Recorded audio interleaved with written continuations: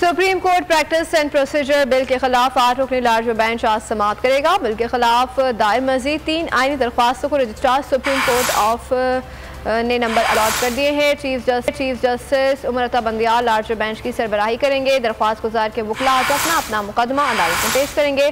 Attorney general Pakistan بار supreme court bar کے نمائندہ وکلاء بھی پیش ہوں گے۔ سپریم کورٹ نے 13 اپریل کو مجوزہ قانون پر عمل درآمد روک دیا تھا۔ ہوائے نفس کی ہے حکمرانی، لٹیرا کر رہا ہے پاسبانی۔ بول نیوز کے مارکیٹنگ ہیڈ آکاش رام تاحال لاپتہ، تفتیشی ادارے جواب دینے سے قاصر۔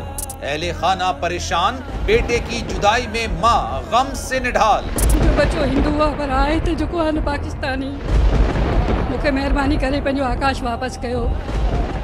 امریکی سینٹ میں کانگریس مین کی آکاش رام کے اغوا کے خلاف پرزور مذمت۔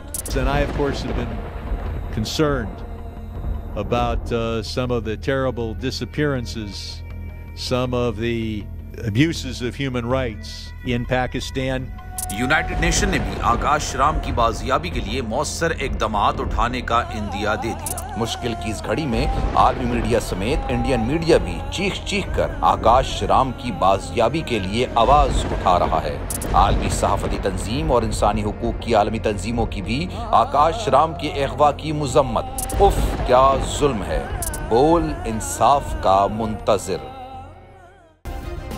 سبسکرائب کریں اور بیل دبائیں تاکہ کوئی خبر رہ نہ جائے۔